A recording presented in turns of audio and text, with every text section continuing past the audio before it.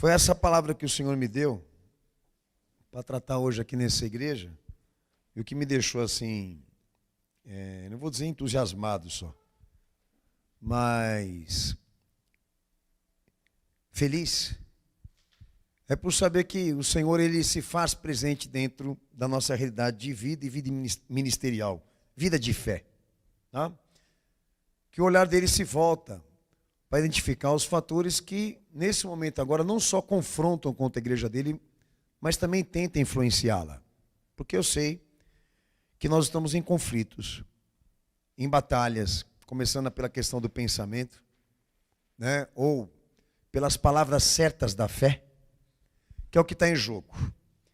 E o pastor, eu queria trabalhar essa expressão do apóstolo Paulo, quando ele diz que depois da vida e da vinda do Cristo aqui nesse mundo, por esta razão, diz ele aos irmãos da época, não cessamos de orar por vós. E deixa claro em todo o contexto do que ele ensinou aí, que existe sim uma doutrina de oração, existe uma doutrina de invocação e petição, existe uma doutrina para cada detalhe daquilo que expomos na presença do Senhor, neste meio de graça que é a oração, tá? E aproveitando que eu vou pregar sobre isso, alguns detalhes importantes que vão obviamente trazer essa igreja aqui um amparo, uma direção de como se comportar diante de Deus. Não faz, acho que nem um dia, nós tivemos mais um anunciamento de convocação e jejum, de oração, pela eleição agora domingo, em pró esse presidente e a sua pauta moralista. Tá? Aí apareceu a figura da mulher dele, da esposa dele, e grande parte dos evangélicos, né, que obviamente seguem a rotina disso, de acreditar que existe um herói na direita que vá usar o Estado em benefício da igreja, todos eles comovidos e motivados nessa esperança de que serão ouvidos. Bom, qual a preocupação, ouvidos por Deus, qual a preocupação nossa de trazer essa doutrina do que devemos orar? Pelo que devemos orar? Como devemos orar? É simples, porque se você almeja ser ouvido e respondido, você precisa saber como. É muito simples, você pode orar como você quiser, pelo que você quiser. Mas a questão aqui é essa. Mas para ser ouvido e respondido, você tem que fazer da forma bíblica. Então não importa o que você pensa, o que você acha, como também digo isso a mim. Porque na verdade as palavras certas da fé e legítimas da fé não saem de mim, de você, de qualquer homem, mas diretamente de Deus. Então a gente precisa entender essa ciência e assumir que existe essa ciência, inclusive esta, né, que orienta o homem como chegar à graça e à misericórdia de Deus em apelos, clamores e pedidos.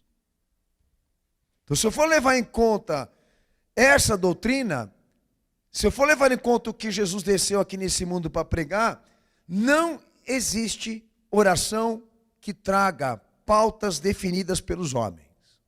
Eu começo falando pelo texto de Colossenses 1, do verso 9 ao 12 que nós lemos aqui, Paulo orando pelos colossenses, tá? E lembro que Colossos era a cidade onde residia ali um trabalho que Paulo havia aberto por suas dedicações de fé. E nesta oração, ele deixa claro que tudo que ele orava por esses irmãos proclamava a soberania de Cristo. Invocava e proclamava a soberania de Cristo na igreja. Que diríamos que a pauta das suas orações era que o evangelho progredisse na vida daqueles irmãos e na atividade daquela igreja.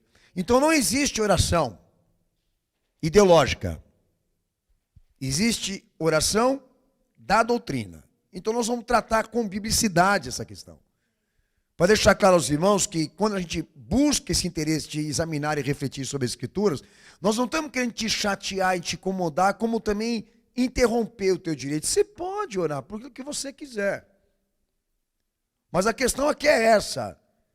Vai haver resultados? Bom, o conceito filosófico da oração. Eu tenho que falar isso antes. Tá? Enquanto as escrituras definem que a oração é uma forma de reflexão e ação do caráter e da natureza desse Deus, a filosofia ela pensa de forma diferente.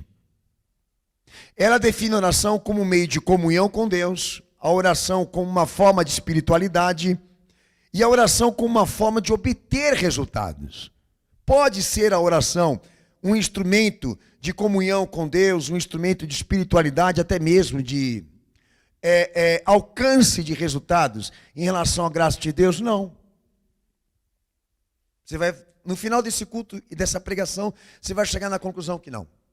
A oração não é um meio de comunhão com Deus. O meio de comunhão com Deus é a fé. Não é a oração. Tá? Então há muitos detalhes importantes nessa doutrina que ampliam a reflexão, o conhecimento, a interpretação de como servir a Deus, até mesmo se comportar no cenário da graça. Então, se levamos em conta a doutrina, não existe a oração da mãe pelo filho, do membro da família pela família, a oração da serenidade, a oração do louvor, a oração da manhã, a oração noturna, a oração da pátria, a oração política. Oração que acreditamos que até muda pessoas, muda vidas. Quem te disse que oração muda vida e muda pessoas? Aonde isso está escrito? A oração da dignidade, a oração da esperança. Sabe o que é a oração da dignidade? A oração da reivindicação. Por isso dá dignidade.